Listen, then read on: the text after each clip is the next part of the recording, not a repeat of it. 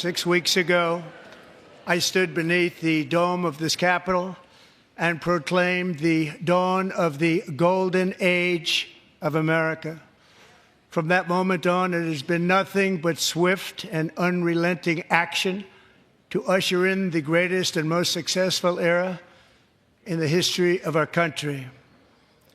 We have accomplished more in 43 days than most administrations accomplished in 4 years or 8 years, and we are just getting started.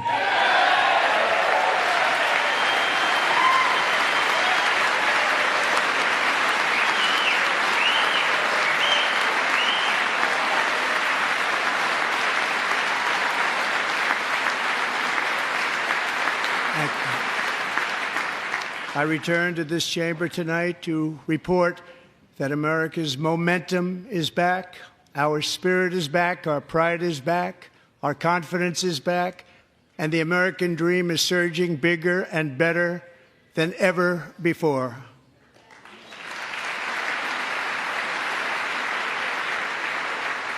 The American dream is unstoppable, and our country is on the verge of a comeback, the likes of which the world has never witnessed and perhaps will never witness again. There's never been anything like it. The presidential election of November 5th was a mandate like has not been seen in many decades. We won all 7 swing states, giving us an electoral college victory of 312 votes.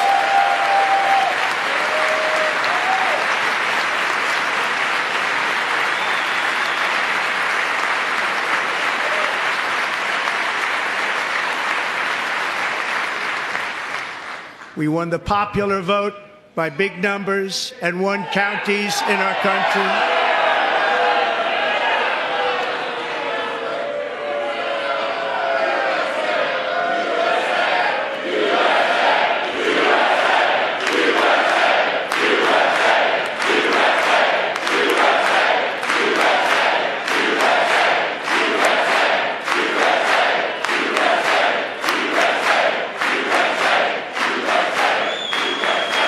And won counties in our country, 2,700 to 525, on a map that reads almost completely red for Republican.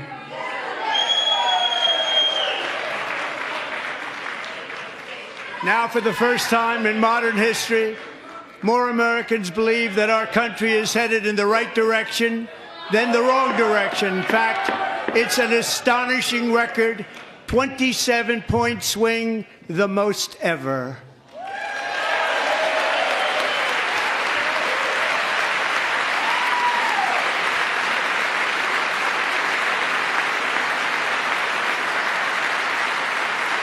Likewise, small business optimism saw its single largest one-month gain ever recorded, a 41-point jump.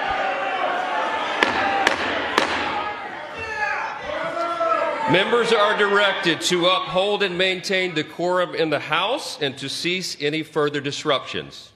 That's your warning.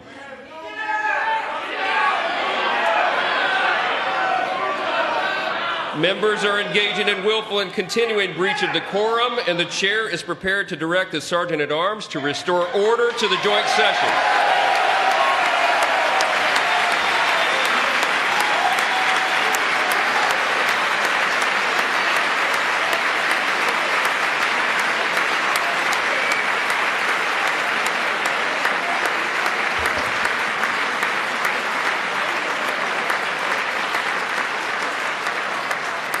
Mr. Green, take your seat. Take your seat, sir. Take your seat. Finding that members continue to engage in willful and concerted disruption of proper decorum, the chair now directs the Sergeant-at-Arms to restore order. Remove this gentleman from the chamber.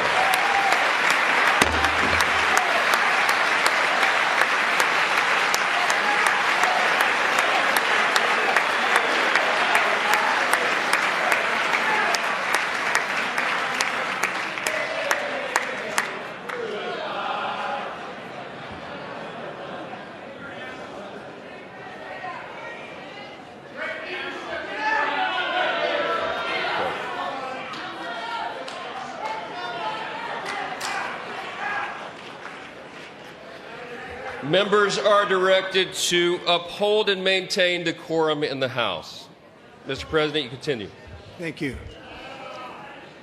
Over the past 6 weeks, I have signed nearly 100 executive orders and taken more than 400 executive actions, a record, to restore common sense, safety, optimism, and wealth all across our wonderful land. The people elected me to do the job, and I'm doing it.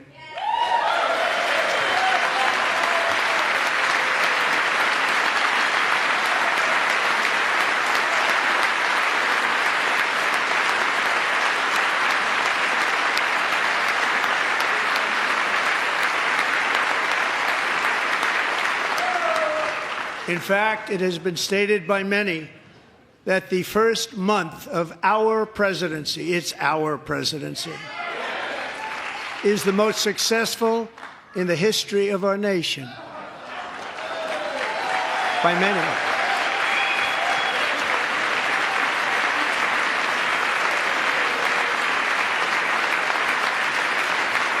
And what makes it even more impressive is that, do you know who number 2 is? George Washington. How about that? How about that? I don't know about that list, but we'll take it. Within hours of taking the oath of office, I declared a national emergency on our southern border, and I deployed the U.S. military and Border Patrol to repel the invasion of our country. And what a job they've done. As a result, illegal border crossings last month were by far the lowest ever recorded, ever.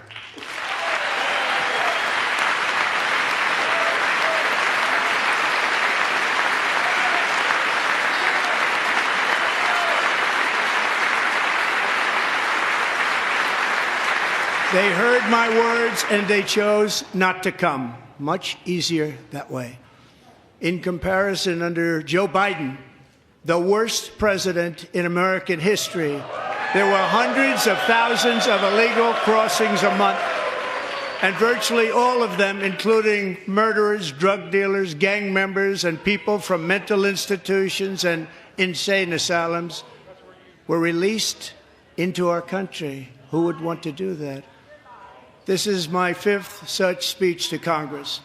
And once again, I look at the Democrats in front of me, and I realize there is absolutely nothing I can say to make them happy or to make them stand or smile or applaud. Nothing I can do.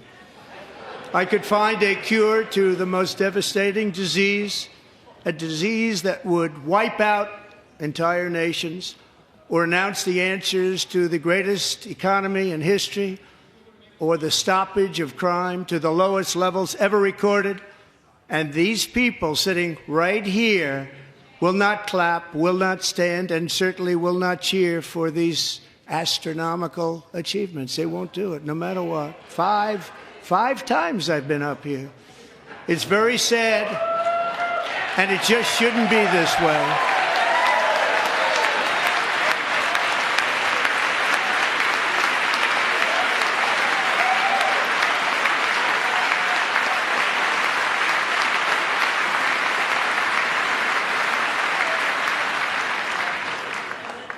So Democrats sitting before me, for just this one night, why not join us in celebrating so many incredible wins for America? For the good of our nation, let's work together and let's truly make America great again.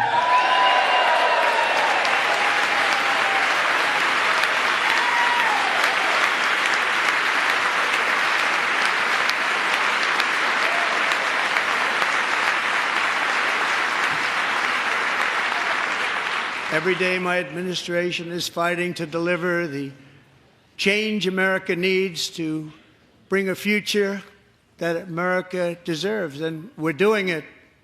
This is a time for big dreams and bold action. Upon taking office, I imposed an immediate freeze on all federal hiring, a freeze on all new federal regulations, and a freeze on all foreign aid.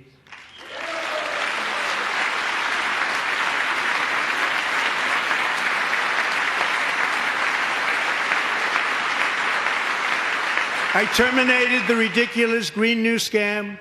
I withdrew from the unfair Paris Climate Accord, which was costing us trillions of dollars that other countries were not paying. I withdrew from the corrupt World Health Organization.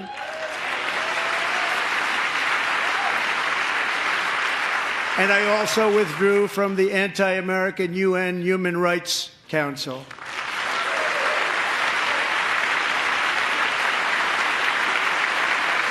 We ended all of Biden's environmental restrictions that were making our country far less safe and totally unaffordable.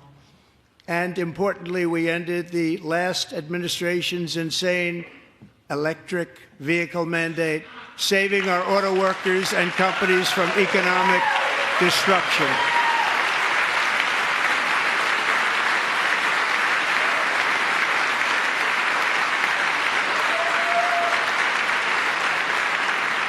To unshackle our economy, I have directed that for every one new regulation, 10 old regulations must be eliminated, just like I did in my very successful first term.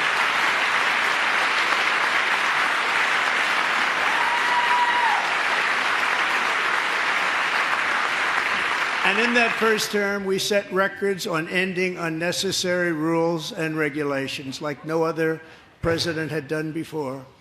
We ordered all federal workers to return to the office.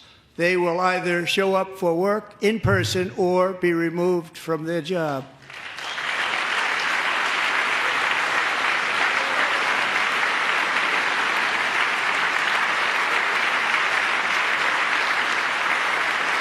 And we have ended weaponized government where, as an example, a sitting president is allowed to viciously prosecute his political opponent, like me. How did that work out? Not too good. Not too good.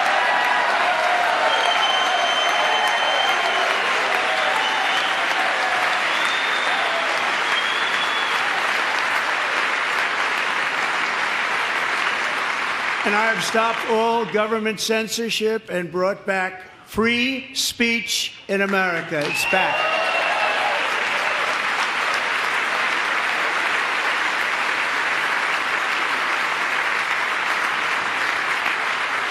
And 2 days ago, I signed an order making English the official language of the United States of America.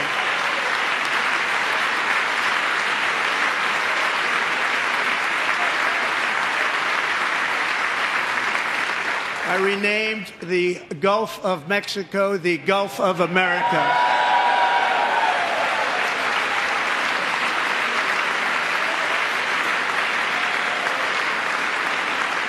And likewise, I renamed, for a great president, William McKinley, Mount McKinley again. Beautiful Alaska. We love Alaska. We've ended the tyranny of so-called diversity, equity, and inclusion policies all across the entire federal government and indeed the private sector and our military. And our country will be woke no longer.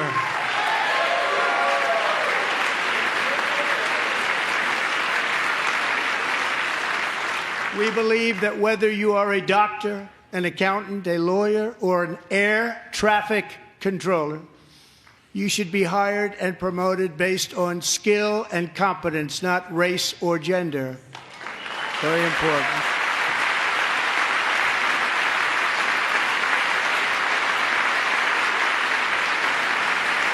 You should be hired based on merit. And the Supreme Court, in a brave and very powerful decision, has allowed us to do so. Thank you. Thank you very much. Thank you. We have removed the poison of critical race theory from our public schools, and I signed an order making it the official policy of the United States government that there are only two genders, male and female.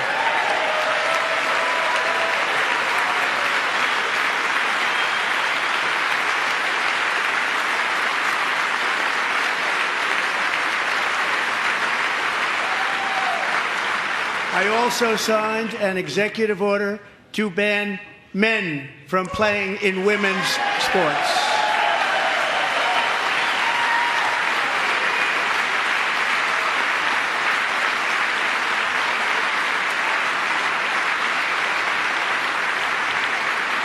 Three years ago, Peyton McNabb was an all-star high school athlete, one of the best, preparing for a future in college sports. But when her girls' volleyball match was invaded by a male, he smashed the ball so hard in Peyton's face, causing traumatic brain injury, partially paralyzing her right side and ending her athletic career. It was a shot like she's never seen before. She's never seen anything like it. Peyton is here tonight in the gallery, and Peyton, from now on, schools will kick the men off the girls' team, or they will lose all federal funding.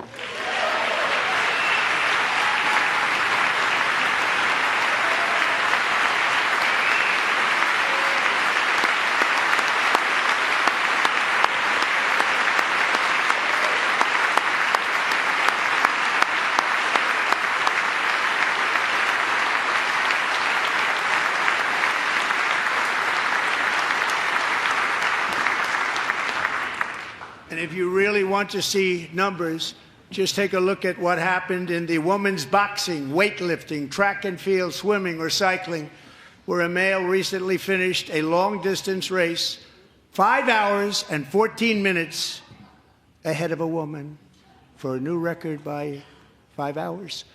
Broke the record by 5 hours. It's demeaning for women, and it's very bad for our country. We're not going to put up with it any longer.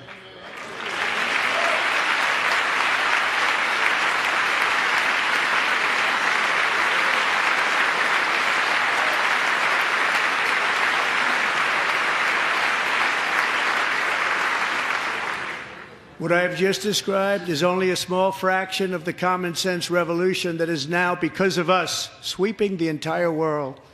Common sense has become a common theme, and we will never go back. Never. Never going to let that happen.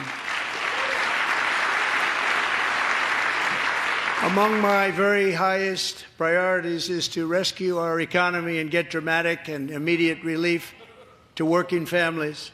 As you know, we inherited from the last administration an economic catastrophe and an inflation nightmare. Their policies drove up energy prices, pushed up grocery costs, and drove the necessities of life out of reach for millions and millions of Americans. They've never had anything like it. We suffered the worst inflation in 48 years, but perhaps even in the history of our country. They're not sure. As president, I'm fighting every day to reverse this damage and make America affordable again.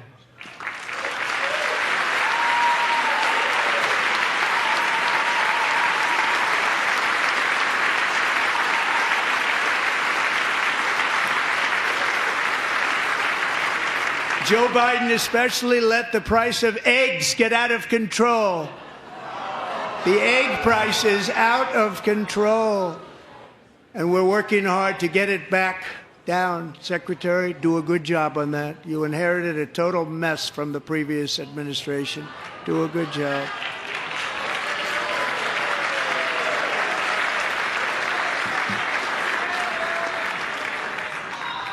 A major focus of our fight to defeat inflation is rapidly reducing the cost of energy. The previous administration cut the number of new oil and gas leases by 95%, slowed pipeline construction to a halt, and closed more than 100 power plants. We are opening up many of those power plants right now.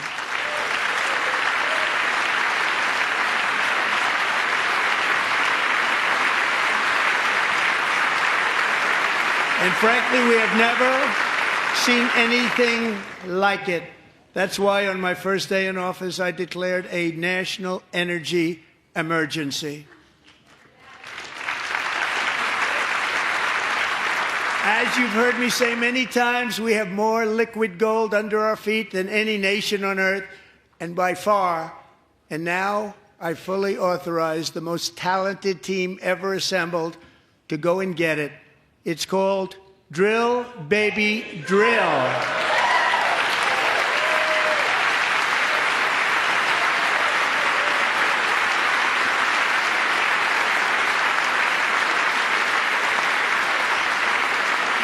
My administration is also working on a gigantic natural gas pipeline in Alaska, among the largest in the world, where Japan, South Korea, and other nations want to be our partner with investments of trillions of dollars each. There's never been anything like that one. It will be truly spectacular. It's all set to go. The permitting is gotten. And later this week, I will also take historic action to dramatically expand production of critical minerals and rare earths here in the USA.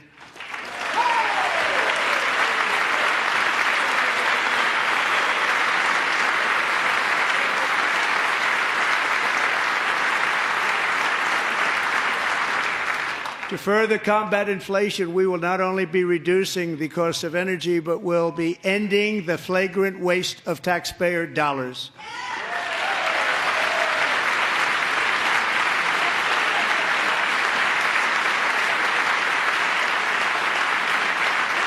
And to that end, I have created the brand new Department of Government Efficiency, DOGE. Perhaps you've heard of it. Perhaps.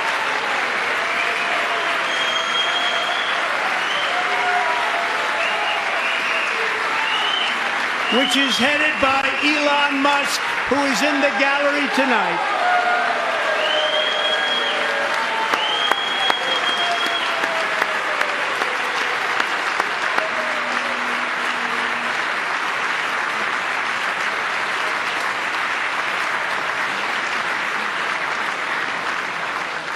Thank you, Elon. He's working very hard. He didn't need this.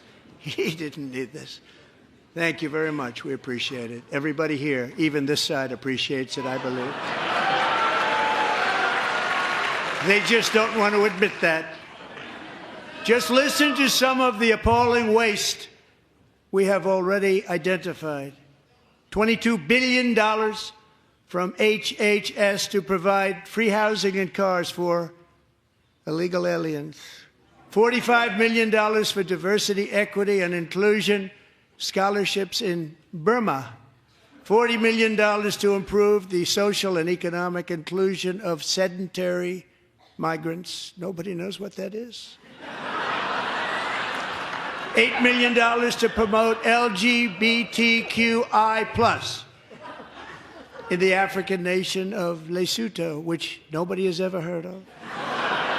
$60 million for indigenous peoples and Afro-Colombian empowerment in Central America. $60 million. $8 million for making mice transgender. This is real. $32 million for a left-wing propaganda operation in Moldova. $10 million for male circumcision in Mozambique. $20 million for the Arab Sesame Street in the Middle East. It's a program. $20 million for a program. $1.9 billion to recently created Decarbonization of Homes Committee, headed up, and we know she's involved. Just at the last moment, the money was passed over by a woman named Stacey Abrams. Have you ever heard of her? A $3.5 million consulting contract for lavish fish monitoring. $1.5 million for voter confidence in Liberia. $14 million for social cohesion in Mali. $59 million for illegal alien hotel rooms in New York City. He's a real estate developer. He's done very well. $250,000 to increase vegan local climate action innovation in Zambia. $42 million for social and behavior change in Uganda. $14 million for improving public procurement in Serbia. $47 million for improving learning outcomes in Asia. Asia's doing very well with learning. We know what we're doing. We should use it ourselves. And $101 million for DEI contracts at the Department of Education, the most ever paid, nothing even like it. Under the Trump administration, all of these scams, and they're far worse, but I didn't think it was appropriate to talk about them. They're so bad. Many more have been found out and exposed and swiftly terminated by a group of very intelligent, mostly young people, headed up by Elon, and we appreciate it. We found hundreds of billions of dollars of fraud.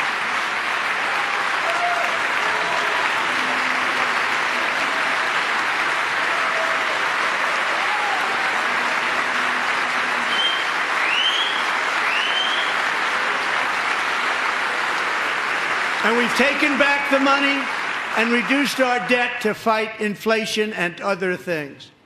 Taking back a lot of that money. We got it just in time. This is just the beginning.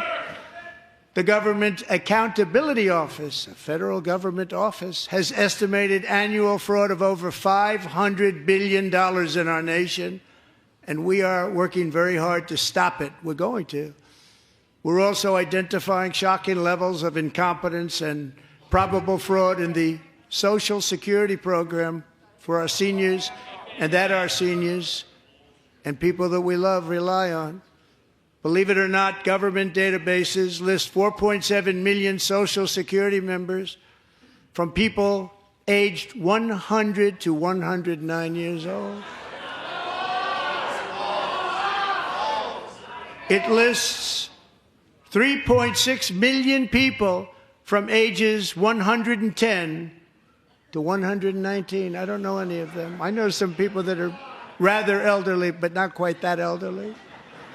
3.47 million people from ages 120 to 129. 3.9 million people from ages 130 to 139. 3.5 million people from ages 140 to 149. And money is being paid to many of them, and we're searching right now. In fact, Pam, good luck. Good luck. You're going to find it. But a lot of money is paid out to people because it just keeps getting paid, and nobody does, and it really hurts Social Security and hurts our country. 1.3 million people from ages 150 to 159, and over 130,000 people, according to the Social Security databases, are age over 160 years old. We have a healthier country than I thought, Bobby.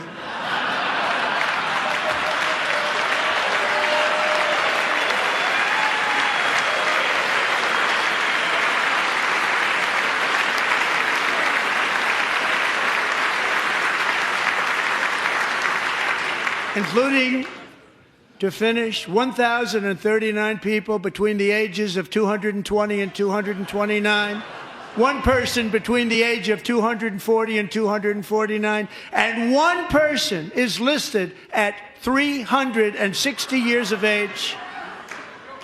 More than 100 years older than our country. But we're going to find out where that money's going, and it's not going to be pretty. By slashing all of the fraud, waste, and theft we can find, we will defeat inflation, bring down mortgage rates, lower car payments and grocery prices, protect our seniors, and put more money in the pockets of American families.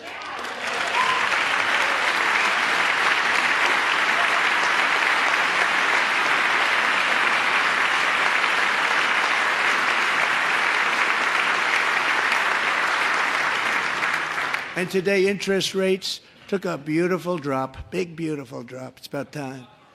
And in the near future, I want to do what has not been done in 24 years, balance the federal budget. We're going to balance it.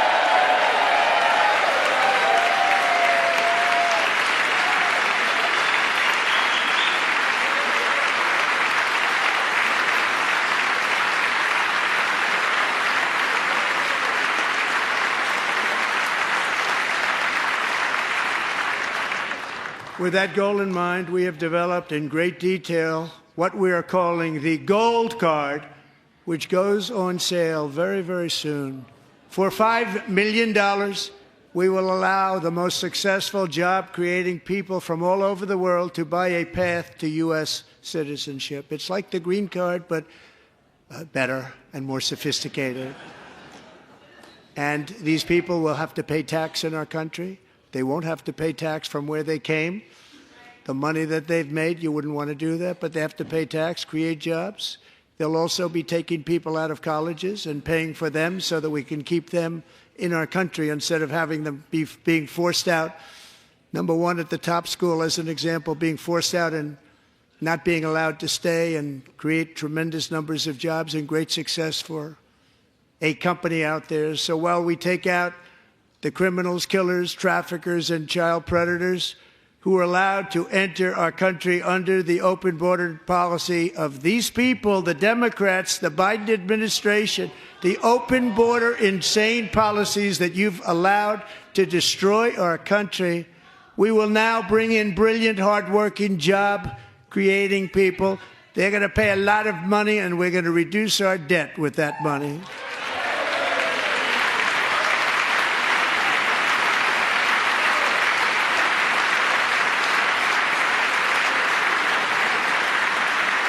Americans have given us a mandate for bold and profound change. For nearly 100 years, the federal bureaucracy has grown until it has crushed our freedoms, ballooned our deficits, and held back America's potential in every possible way. The nation founded by pioneers and risk-takers now drowns under millions and millions of pages of regulations and debt. Approvals that should take 10 days to get instead take 10 years, 15 years, and even 20 years before you're rejected. Meanwhile, we have hundreds of thousands of federal workers who have not been showing up to work.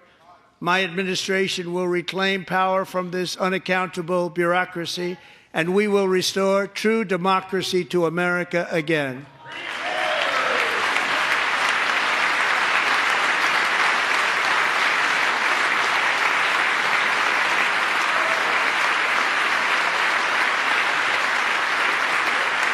And any federal bureaucrat who resists this change will be removed from office immediately.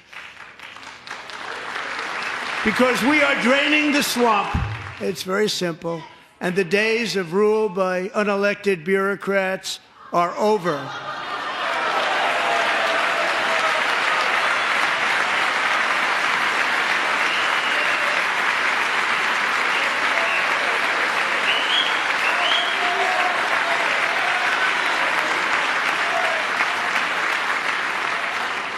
And the next phase of our plan to deliver the greatest economy in history is for this Congress to pass tax cuts for everybody. They're in there. They're waiting for you to vote.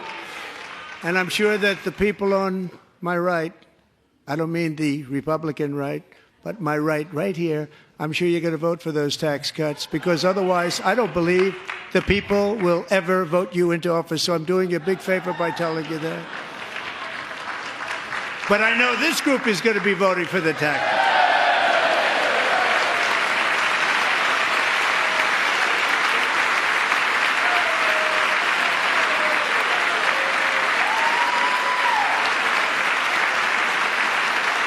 Thank you. It's a very, very big part of our plan. We had tremendous success in our first term with it. A very big part of our plan. We're seeking permanent income tax cuts all across the board. And to get urgently needed relief to Americans hit especially hard by inflation, I'm calling for no tax on tips, no tax on overtime, and no tax on Social Security benefits for our great seniors.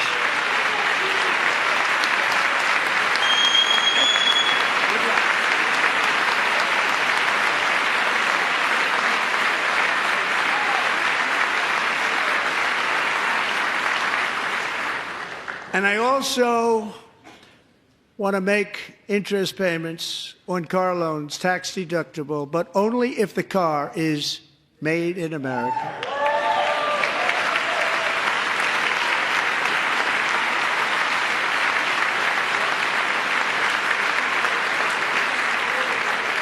And by the way, we're going to have growth in the auto industry like nobody's ever seen. Plants are opening up all over the place. Deals are being made.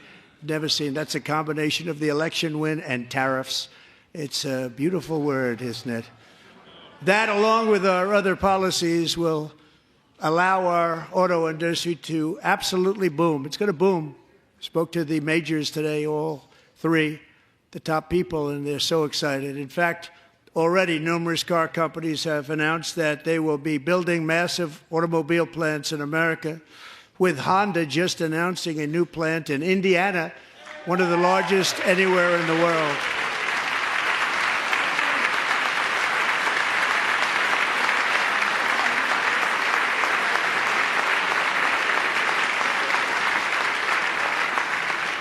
And this has taken place since our great victory on November 5th, a date which will hopefully go down as one of the most important in the history of our country.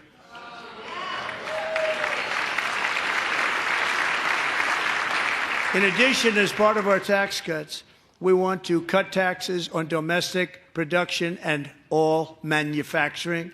And just as we did before, we will provide 100% expensing. It will be retroactive to January 20th, 2025, and it was one of the main reasons why our tax cuts were so successful in our first term, giving us the most successful economy in the history of our country. First term. We had a great first term.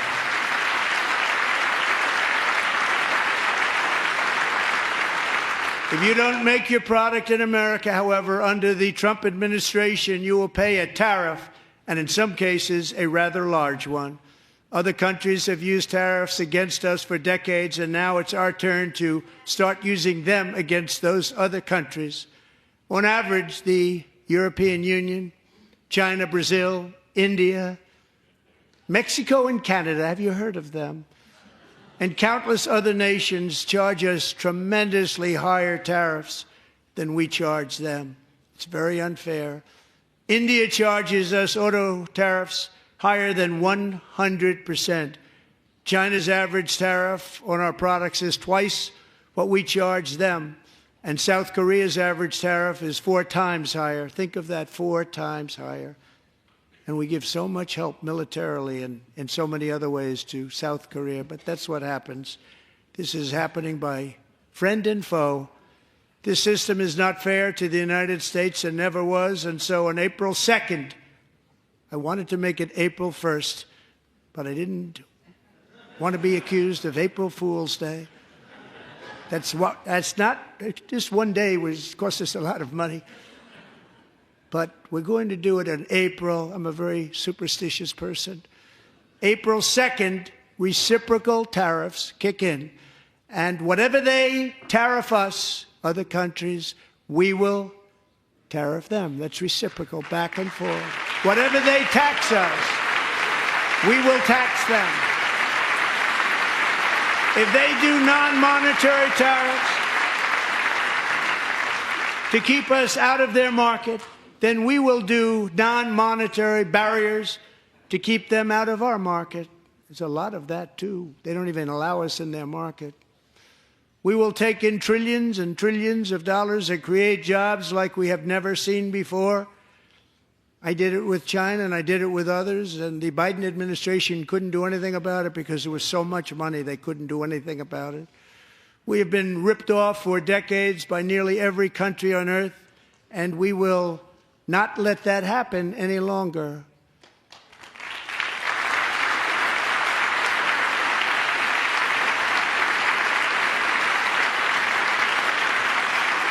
Much has been said over the last 3 months about Mexico and Canada, but we have very large deficits with both of them. But even more importantly, they've allowed fentanyl to come into our country at levels never seen before, killing hundreds of thousands of our citizens and many very young, beautiful people, destroying families. Nobody's ever seen anything like it. They are, in effect, receiving subsidies of hundreds of billions of dollars. We pay subsidies to Canada and to Mexico of hundreds of billions of dollars, and the United States will not be doing that any longer. We're not going to do it any longer.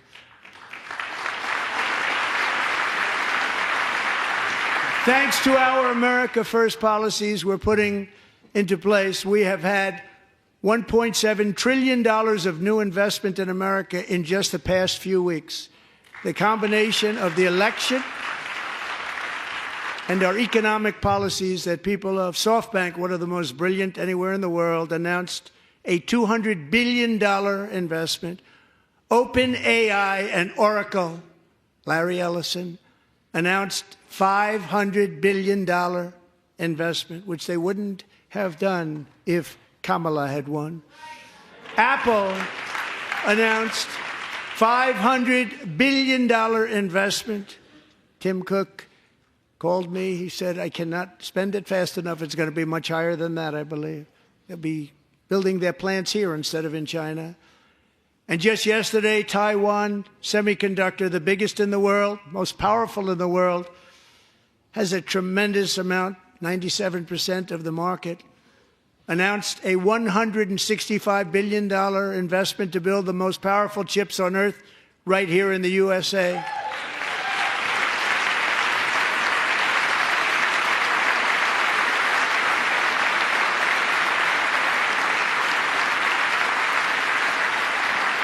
And we're not giving them any money. Your CHIPS Act is a horrible, horrible thing. We give hundreds of billions of dollars, and it doesn't mean a thing. They take our money and they don't spend it.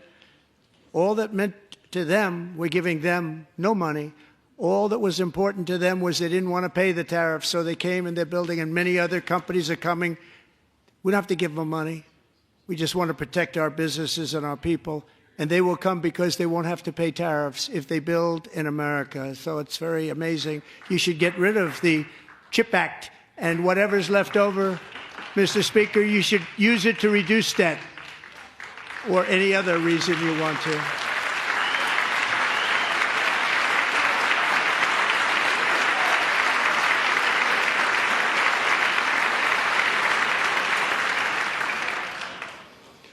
Our new trade policy will also be great for the American farmer. I love the farmer. Who will now be selling into our home market, the USA, because nobody is going to be able to compete with you. Because there's goods that come in from other countries and companies. They're really in a bad position in so many different ways. They're uninspected. They may be very dirty and disgusting, and they come in and they pour in, and they hurt our American farmers. The tariffs will go on agricultural product coming into America, and our farmers, starting on April 2nd, it may be a little bit of an adjustment period. We had that before when I made the deal with China, $50 billion of purchases, and I said, just bear with me, and they did. They did. Probably have to bear with me again, and this will be even better. That was great. The problem with it was that Biden didn't enforce it. He didn't enforce it. $50 billion of purchases, and we were doing great, but Biden did not enforce it, and it hurt our farmers. But our farmers are going to have a field day right now. So to our farmers, have a lot of fun. I love you too. I love you too. It's all going to happen.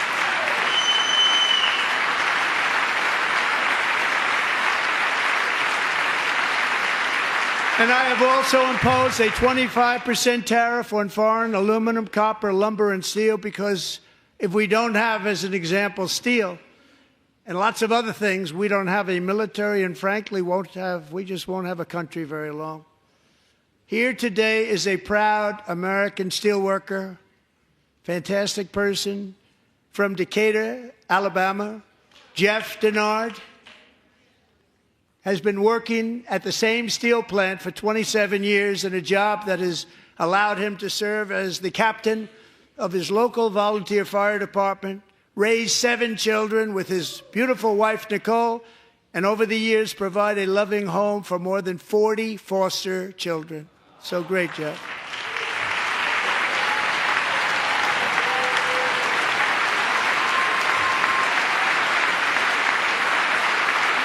Thank you, Jeff. Thank you, Jeff.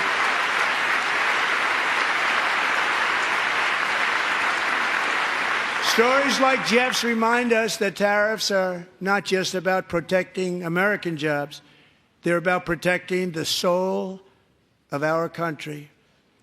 Tariffs are about making America rich again and making America great again, and it's happening, and it will happen rather quickly. There'll be a little disturbance, but we're okay with that. It won't be much. No, you're not. Oh. And look where Biden took us, very low, the lowest we've ever been. Jeff, I want to thank you very much. And I also want to recognize another person who has devoted herself to foster care community. She works so hard on it. A very loving person, our magnificent First Lady of the United States.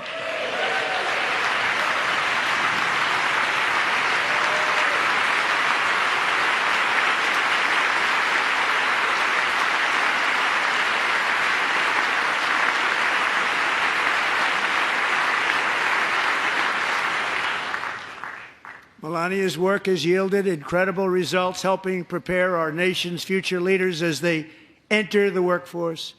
Our First Lady is joined by two impressive young women, very impressive.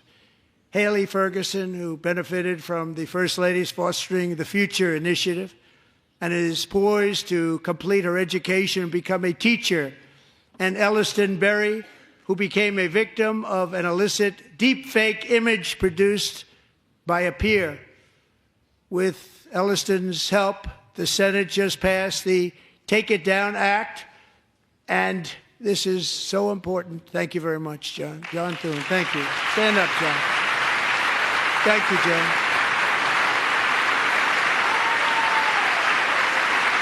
Thank you all very much.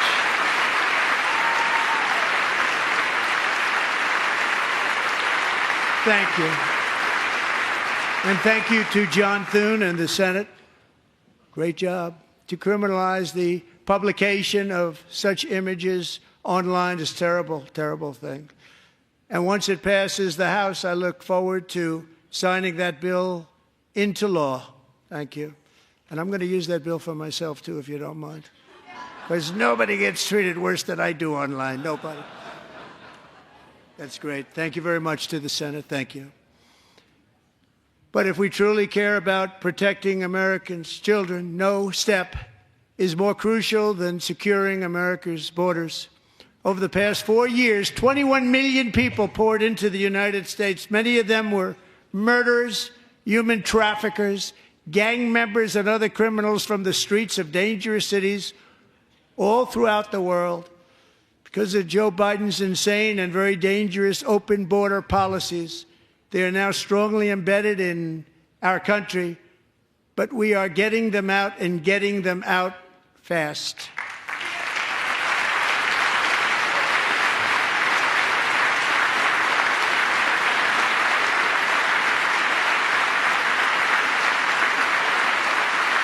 And I want to thank Tom Homan and Christy. I want to thank you and Paul of Border Patrol. I want to thank you. What a job they've all done, everybody. Border Patrol, ICE, law enforcement in general is incredible. We have to take care of our law enforcement. Have to.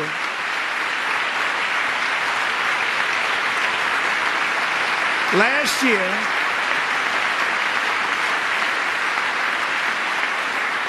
a brilliant 22-year-old nursing student named Laken Riley, the best in her class, admired by everybody, went out for a jog on the campus of the University of Georgia.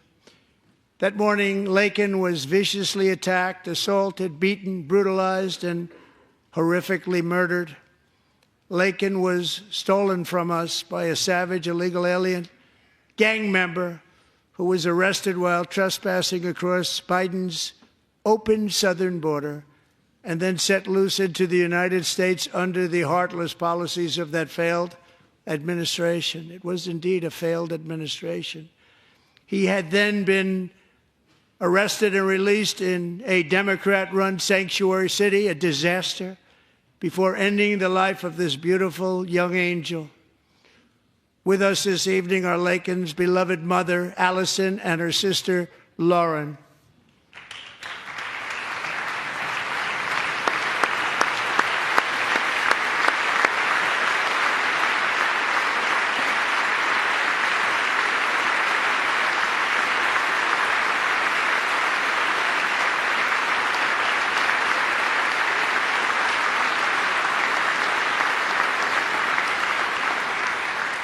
Last year, I told Laken's grieving parents that we would ensure their daughter would not have died in vain. That's why the very first bill I signed into law as your 47th president mandates the detention of all dangerous criminal aliens who threaten public safety. It's a very strong, powerful act.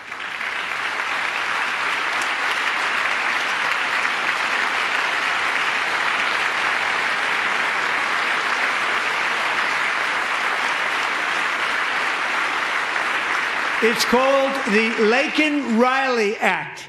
So Allison and Lauren, America will never, ever forget our beautiful Laken Hope Riley.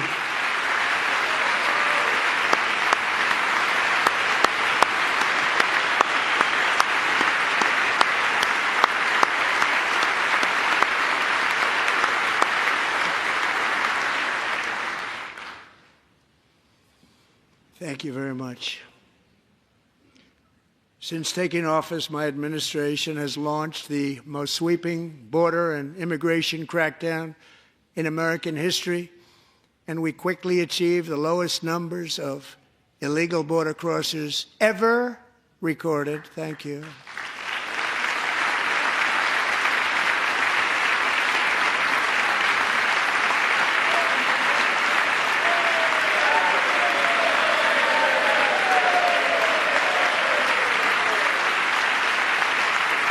The media and our friends in the Democrat Party kept saying we needed new legislation, we must have legislation to secure the border.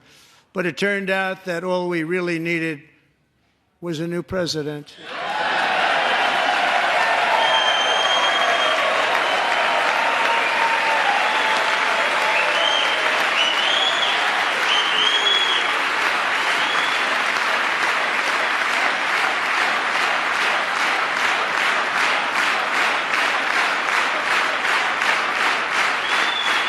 Thank you. Joe Biden didn't just open our borders, he flew illegal aliens over them to overwhelm our schools, hospitals, and communities throughout the country. Entire towns like Aurora, Colorado, and Springfield, Ohio, buckled under the weight of the migrant occupation and corruption like nobody's ever seen before. Beautiful towns destroyed. Now, just as I promised in my inaugural address, we are achieving the great liberation of America.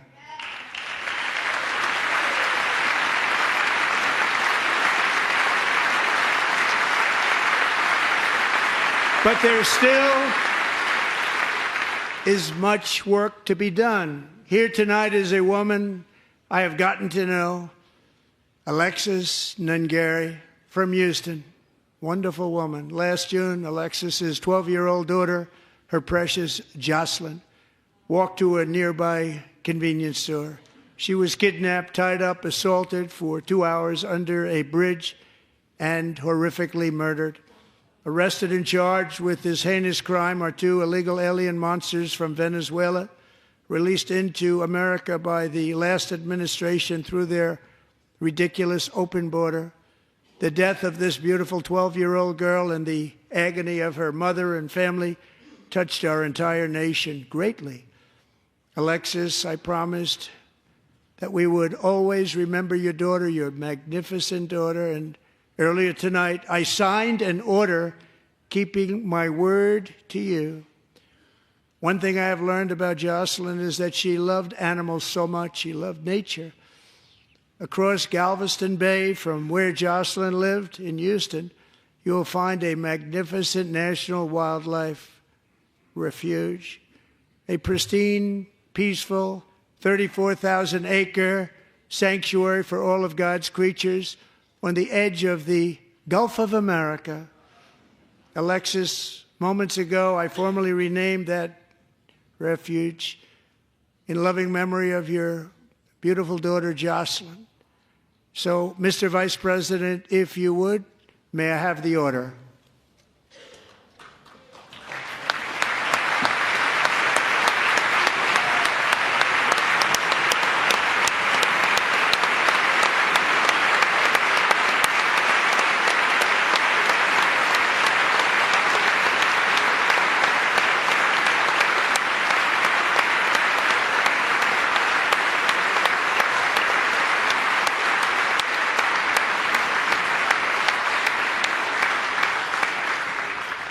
Thank you very much.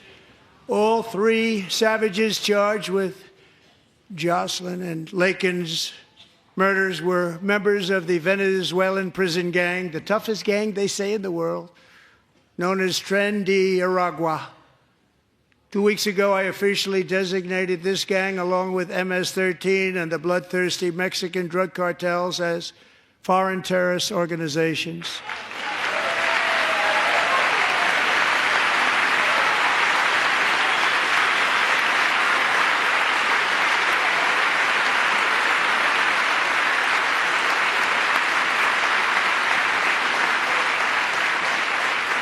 They are now officially in the same category as ISIS, and that's not good for them. Countless thousands of these terrorists were welcomed into the U.S. by the Biden administration. But now every last one will be rounded up and forcibly removed from our country, or, if they're too dangerous, put in jails, standing trial in this country, because we don't want them to come back ever. With us this evening is a warrior on the front lines of that battle, Border Patrol Agent Roberto Ortiz. Great guy.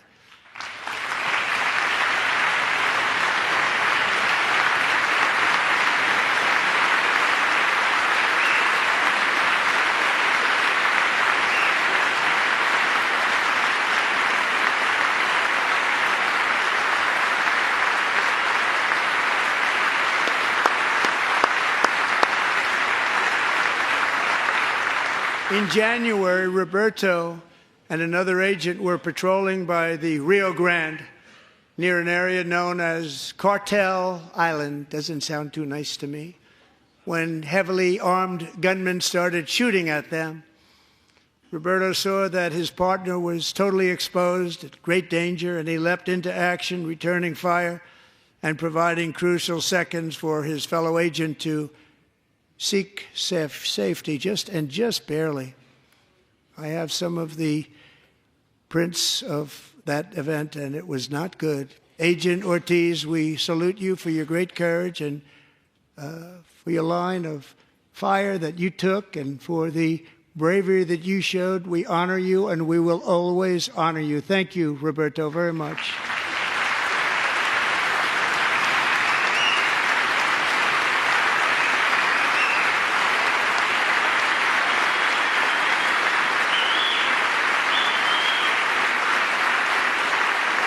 Thank you, Roberto. And I actually got to know him on my many calls to the border. He's a great gentleman. The territory to the immediate south of our border is now dominated entirely by criminal cartels that murder, rape, torture, and exercise total control. They have total control over a whole nation, posing a grave threat to our national security. The cartels are waging war on America, and it's time for America to wage war on the cartels, which we are doing.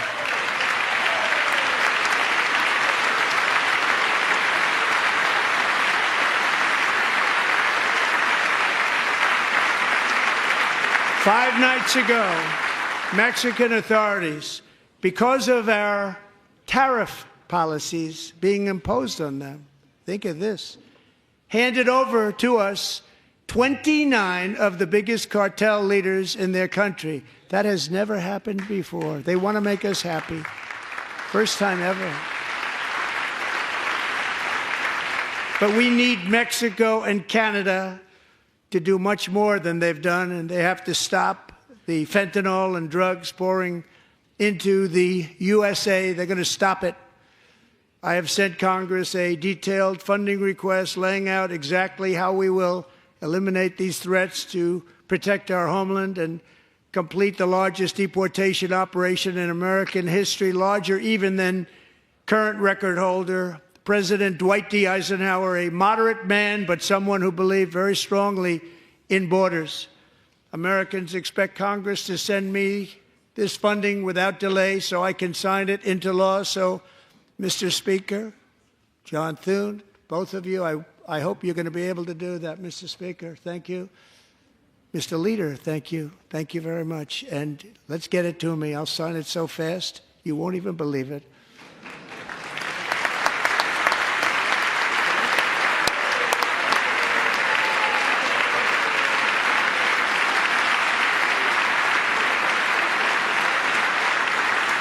And as we reclaim our sovereignty, we must also bring back law and order to our cities and towns.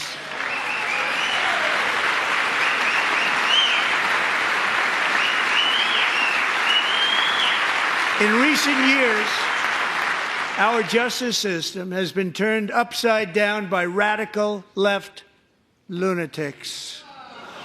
Many jurisdictions virtually ceased enforcing the law against dangerous repeat offenders while weaponizing law enforcement against political opponents like me. My administration has acted swiftly and decisively to restore fair, equal, and impartial justice under the constitutional rule of law, starting at the FBI and the DOJ. Pam, good luck. Kash, wherever you may be, good luck. Good luck. Pam Bondi, good luck. So important. Going to do a great job. Kash, thank you. Thank you, Kash.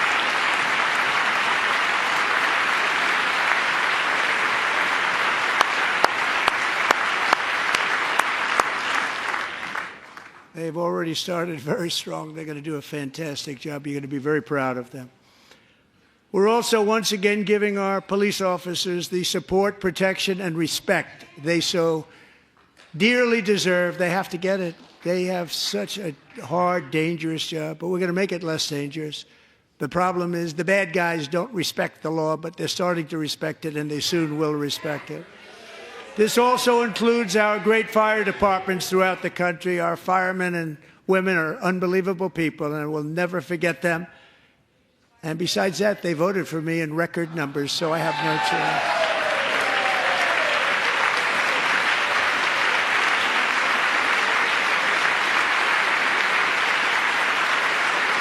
1 year ago this month, 31-year-old New York police officer Jonathan Diller, unbelievably wonderful person and a great officer, was gunned down at a traffic stop on Long Island. I went to his funeral. The vicious criminal charged with his murder had 21 prior arrests, and they were rough arrests, too. He was a real bad one.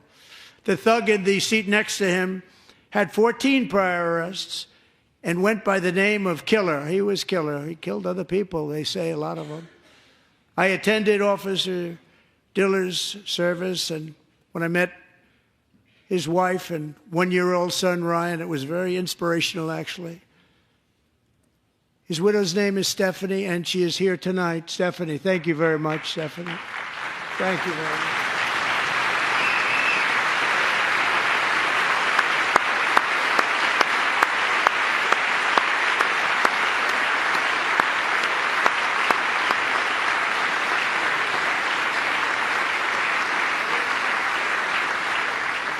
Stephanie, we're going to make sure that Ryan knows his dad was a true hero, New York's finest, and we're going to get these cold-blooded killers and repeat offenders off our streets, and we're going to do it fast. Got to stop it. They get out with 28 arrests. They push people into subway trains. They hit people over the head, back of the head with baseball bats. We got to get them out of here. I've already signed an executive order requiring a mandatory death penalty for anyone who murders a police officer, and tonight I'm asking Congress to pass that policy into permanent law.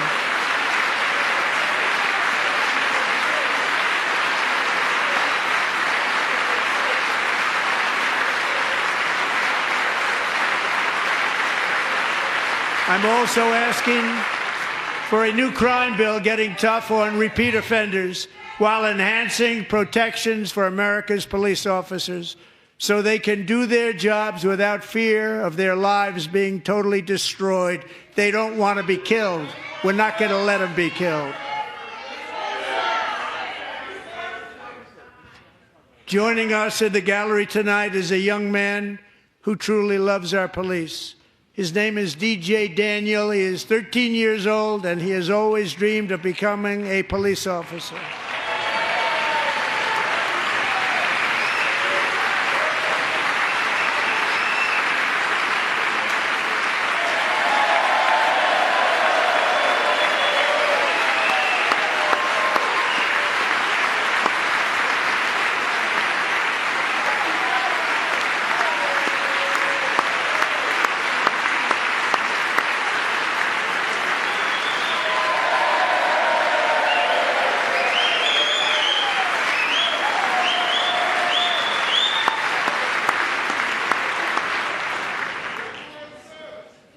But in 2018, DJ was diagnosed with brain cancer.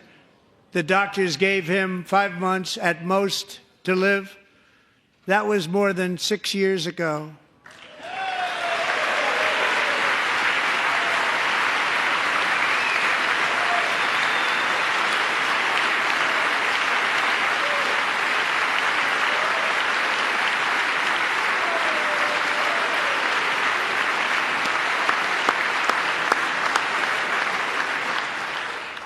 Since that time, DJ and his dad have been on a quest to make his dream come true, and DJ has been sworn in as an honorary law enforcement officer, actually a number of times. The police love him, the police departments love him. And tonight, DJ, we're going to do you the biggest honor of them all.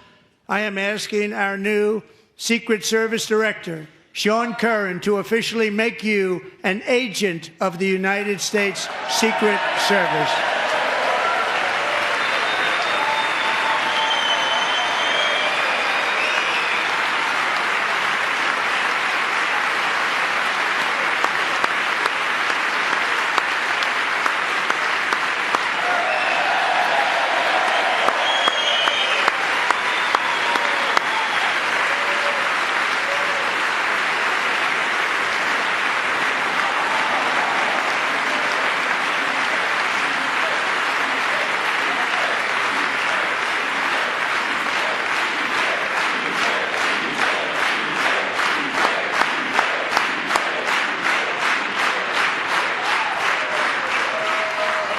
Thank you, DJ.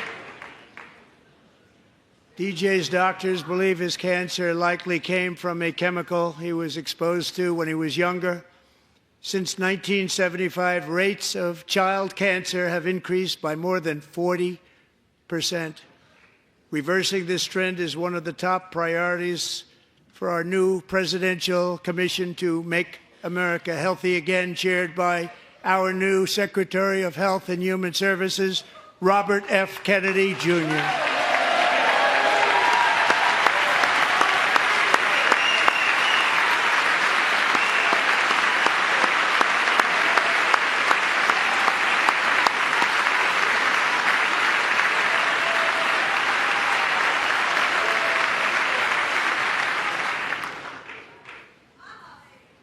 With the name Kennedy, you would have thought everybody over here would have been cheering. How quickly they forget. Our goal is to get toxins out of our environment, poisons out of our food supply, and keep our children healthy and strong. As an example, not long ago, and you can't even believe these numbers, 1 in 10,000 children had autism, 1 in 10,000. And now it's 1 in 36. There's something wrong. 1 in 36. Think of that. So we're going to find out what it is, and there's nobody better than Bobby and all of the people that are working with you. You have the best to figure out what is going on. Okay, Bobby? Good luck. It's a very important job. Thank you.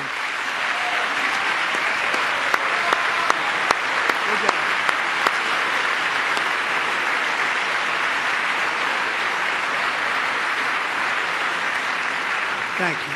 My administration is also working to protect our children from toxic ideologies in our schools. A few years ago, January Littlejohn and her husband discovered that their daughter's school had secretly, socially transitioned their 13-year-old little girl. Teachers and administrators conspired to deceive January and her husband while encouraging her daughter to use a new name and pronouns.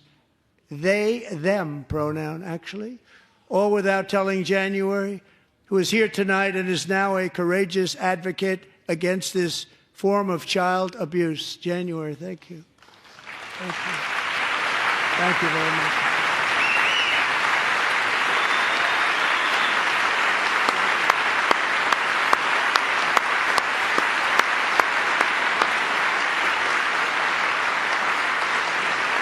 Thank you. Stories like this are why, shortly after taking office, I signed an executive order banning public schools from indoctrinating our children with transgender ideology.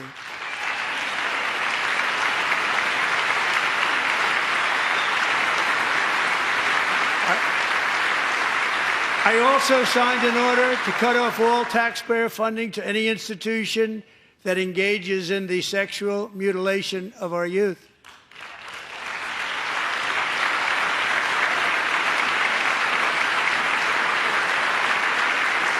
And now I want Congress to pass a bill permanently banning and criminalizing sex changes on children and forever ending the lie that any child is trapped in the wrong body. This is a big lie.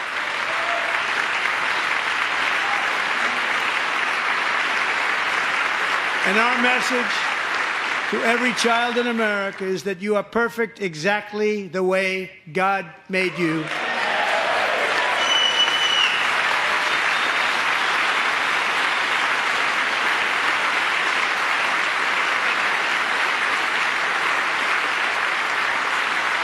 Because we're getting wokeness out of our schools and out of our military, and it's already out, and it's out of our society. We don't want it.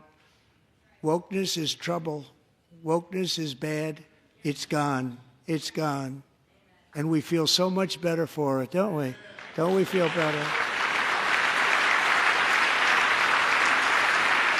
Our service members won't be activists and ideologues. They will be fighters and warriors. They will fight for our country. And Pete, congratulations.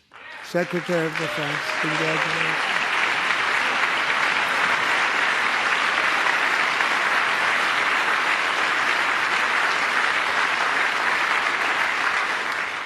And he's not big into the woke movement, I can tell you. I know him well. I am pleased to report that in January, the U.S. Army had its single best recruiting month in 15 years, and that all armed services are having among the best recruiting results ever in the history of our services. What a difference.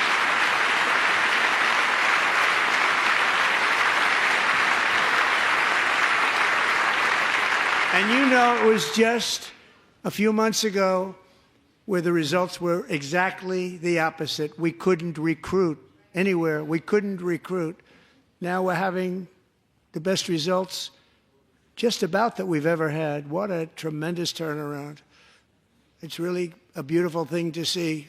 People love our country again. It's very simple. They love our country, and they love being in our military again. So it's a great thing, and thank you very much. Great job. Thank you.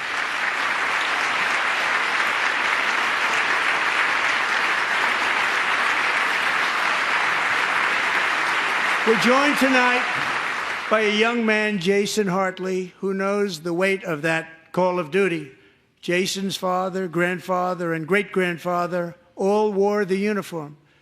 Jason tragically lost his dad, who was also a Los Angeles County Sheriff's deputy when he was just a boy, and now he wants to carry on the family legacy of service. Jason is a senior in high school, a 6-letter varsity athlete, a really good athlete, they say, a brilliant student with a 4.46, that's good, GPA. And his greatest dream is to attend the U.S. Military Academy at West Point.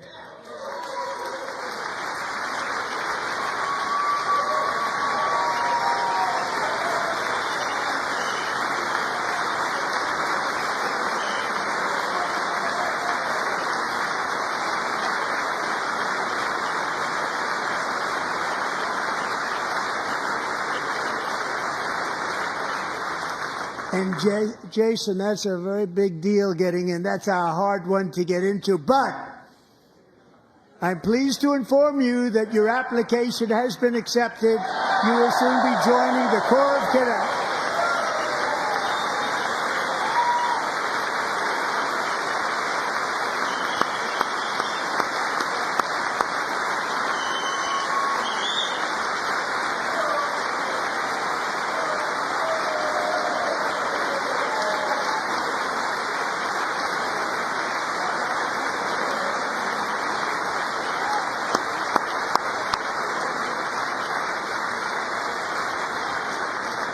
Thank you.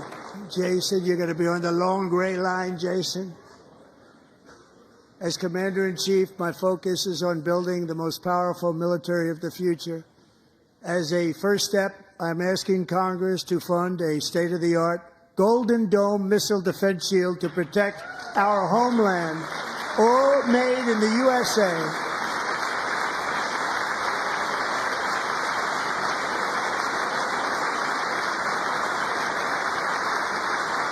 And Ronald Reagan wanted to do it long ago, but the technology just wasn't there, not even close. But now we have the technology. It's incredible, actually.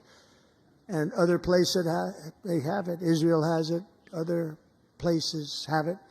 And the United States should have it too, right, Tim, right? They should have it too. So I want to thank you. But it's a very, very important. This is a very dangerous world. We should have it. We want to be protected, and we're going to protect our citizens like never before. To boost our defense industrial base, we are also going to resurrect the American shipbuilding industry, including commercial shipbuilding and military shipbuilding.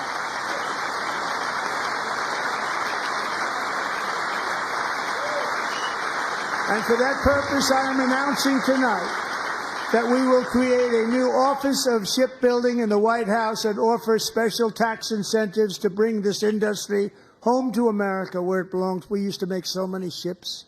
We don't make them anymore very much, but we're going to make them very fast, very soon.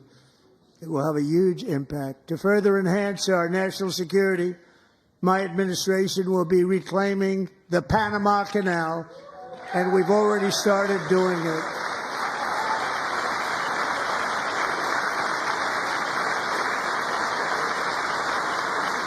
Just today, a large American company announced they are buying both ports around the Panama Canal and lots of other things having to do with the Panama Canal and a couple of other canals.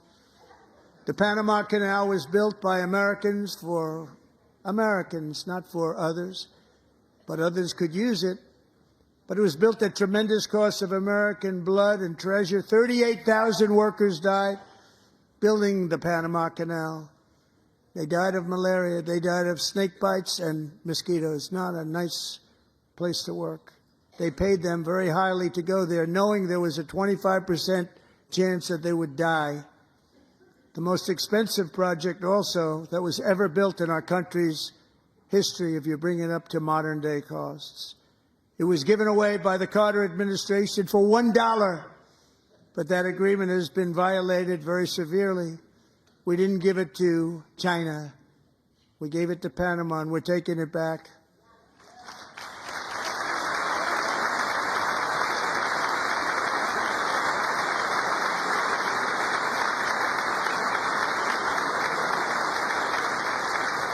And we have Marco Rubio in charge. Good luck, Marco.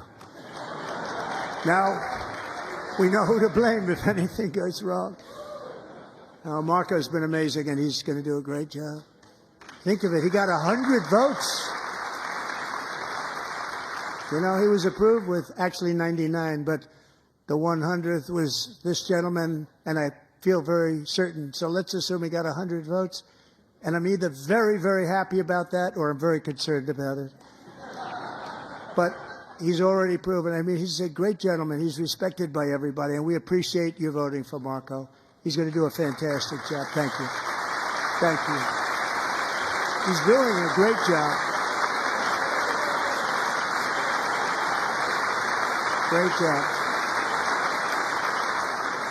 And I also have a message tonight for the incredible people of Greenland. We strongly support your right to determine your own future. And if you choose, we welcome you into the United States of America. We need Greenland for national security and even international security, and we're working with everybody involved to try and get it. But we need it really for international world security, and I think we're going to get it. One way or the other, we're going to get it. We will keep you safe. We will make you rich, and together we will take Greenland to heights like you have never thought possible before. It's a very small population, but very, very large piece of land and very, very important for military security. America is once again standing strong against the forces of radical Islamic terrorism. 3.5 years ago, ISIS terrorists killed 13 American service members and countless others in the Abbey Gate bombing during the disastrous and incompetent withdrawal from Afghanistan. Not that they were withdrawing, it was the way they withdrew. Perhaps the most embarrassing moment in the history of our country. Tonight, I am pleased to announce that we have just apprehended the top terrorist responsible for that atrocity, and he is right now on his way here to face the swift sword of American justice.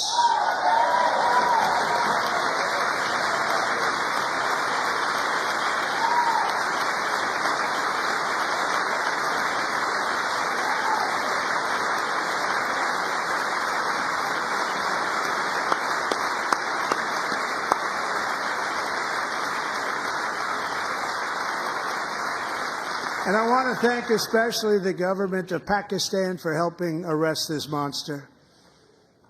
This was a very momentous day for those 13 families who I actually got to know very well, most of them, whose children were murdered, and the many people that were so badly, over 42 people, so badly injured on that fateful day in Afghanistan. What a horrible day. Such incompetence was shown.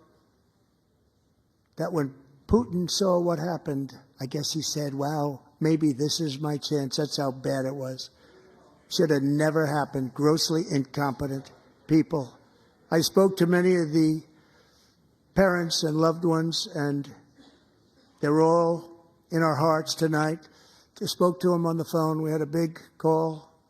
Every one of them called, and everybody was on the line, and they did nothing but cry with happiness. They were very happy, as happy as you can be under those circumstances. Their child, brother, sister, son, daughter was killed for no reason whatsoever. In the Middle East, we're bringing back our hostages from Gaza. In my first term, we achieved one of the most groundbreaking peace agreements in generations, the Abraham Accords.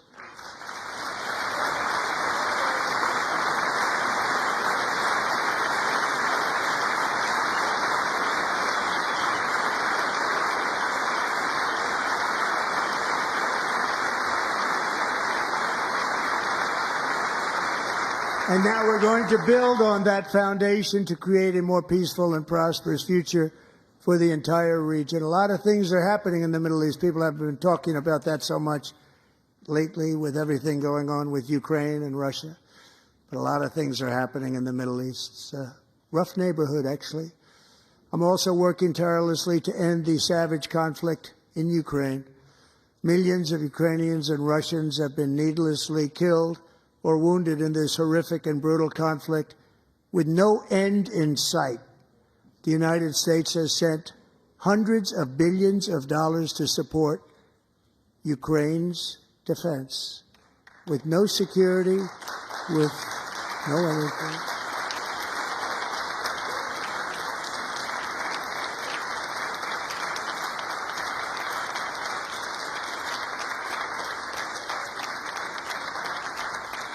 Do you want to keep it going for another 5 years? Yeah, you would say Pocahontas says yes.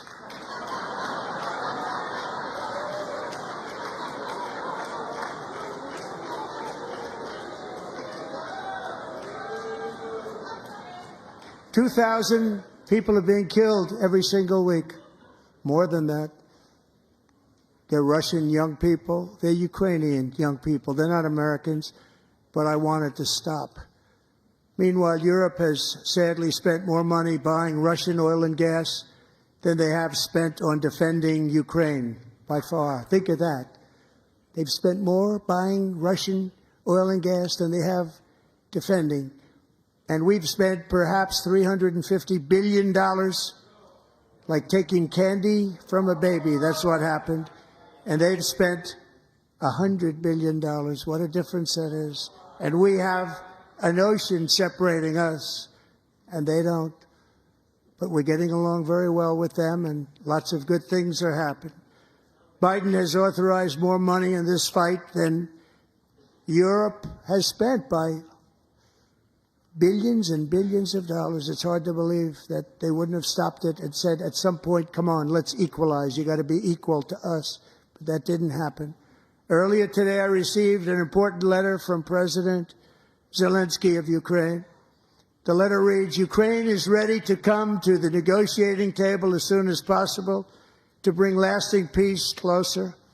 Nobody wants peace more than the Ukrainians, he said. My team and I stand ready to work under President Trump's strong leadership to get a peace that lasts.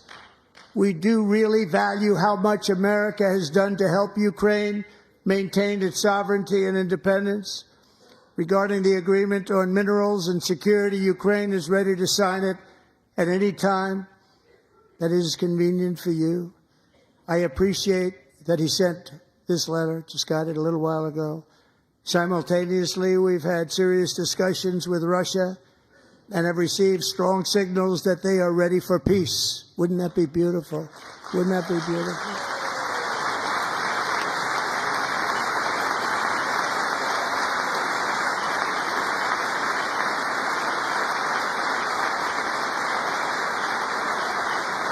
Wouldn't that be beautiful?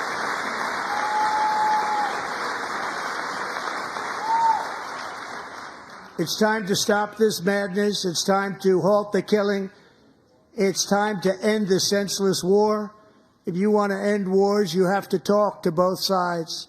Nearly 4 years ago, amid rising tensions, a history teacher named Mark Fogel was detained in Russia and sentenced to 14 years in a penal colony. Rough stuff. The previous administration barely lifted a finger to help him. They knew he was innocent, but they had no idea where to begin. But last summer, I promised his 95-year-old mother, Malphine, that we would bring her boy safely back home. After 22 days in office, I did just that, and they are here tonight.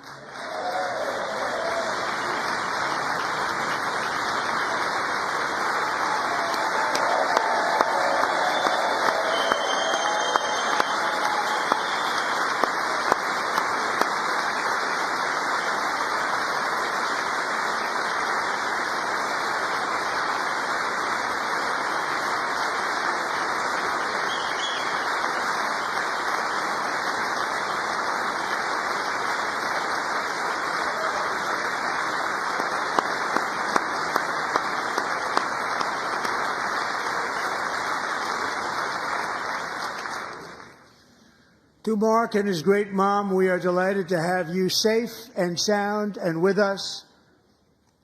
As fate would have it, Mark Fogel was born in a small rural town in Butler, Pennsylvania. Have you heard of it?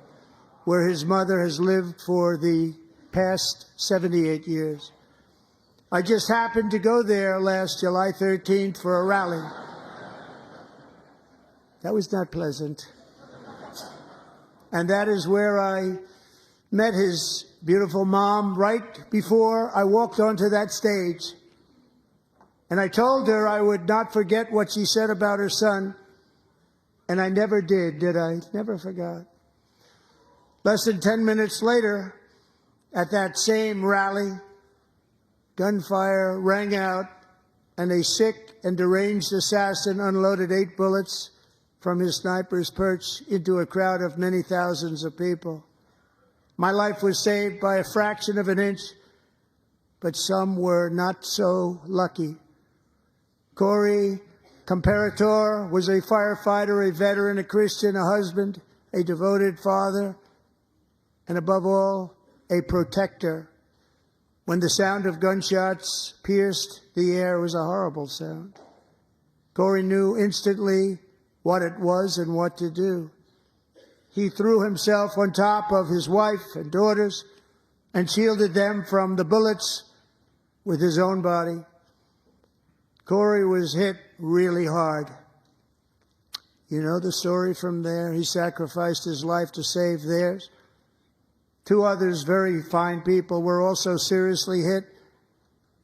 But thankfully, with the help of 2 great country doctors, we thought they were gone and they were saved. So those doctors had great talent. We're joined by Corey's wife, Helen, who was his high school sweetheart, and their two beloved daughters, Allison and Kaylee. Thank you.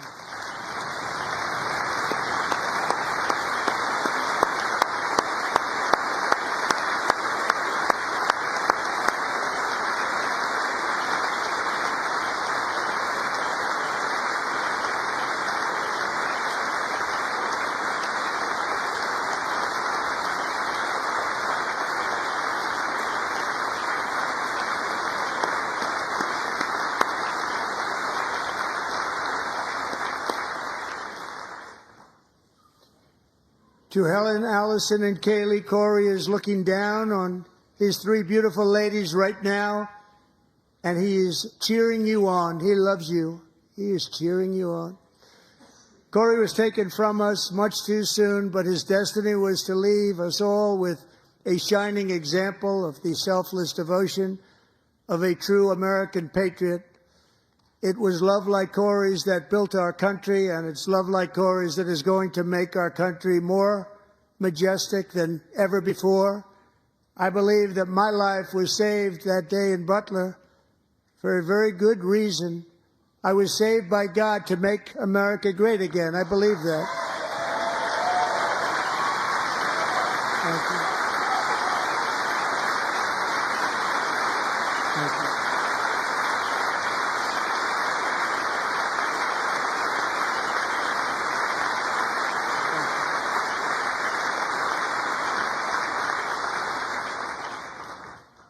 Thank you very much. From the patriots of Lexington and Concord to the heroes of Gettysburg and Normandy, from the warriors who crossed the Delaware to the trailblazers who climbed the Rockies, and from the legends who soared at Kitty Hawk to the astronauts who touched the moon, Americans have always been the people who defied all odds, transcended all dangers, made the most extraordinary sacrifices, and did whatever it took to defend our children, our country, and our freedom.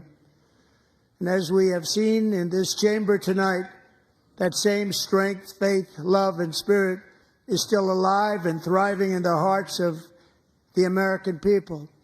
Despite the best efforts of those who would try to censor us, silence us, break us, destroy us, Americans are today a proud, free, sovereign, and independent nation that will always be free, and we will fight for it till death. We will never let anything happen to our beloved country, because we are a country of doers, dreamers, fighters, and survivors.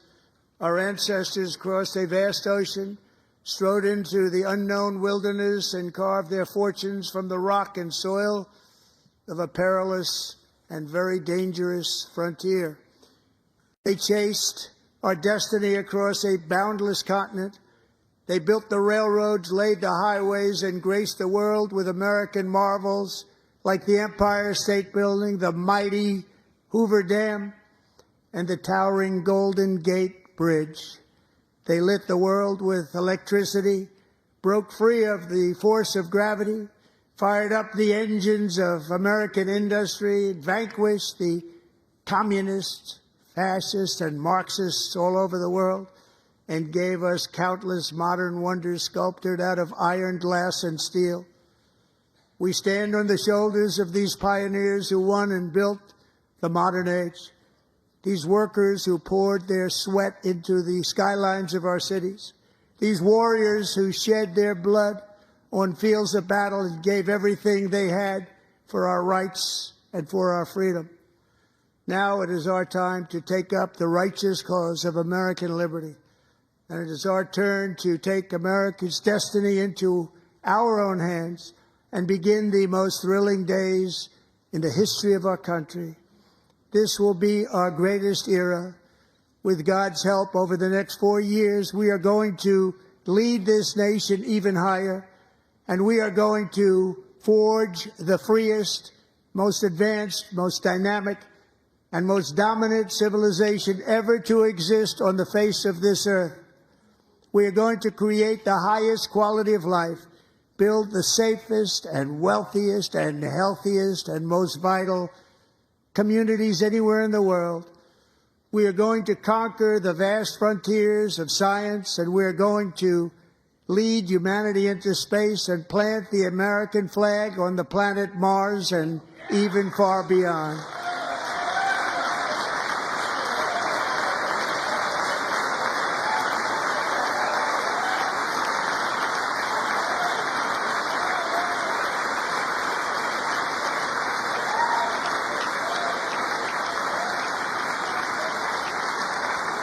And through it all, we are going to rediscover the unstoppable power of the American spirit. And we are going to renew unlimited promise of the American dream.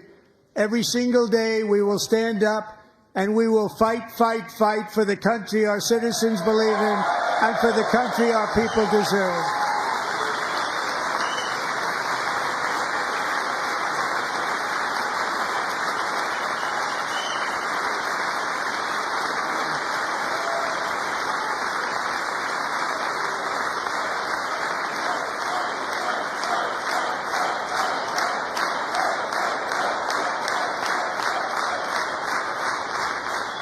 My fellow Americans, get ready for an incredible future, because the golden age of America has only just begun. It will be like nothing that has ever been seen before. Thank you, God bless you, and God bless America.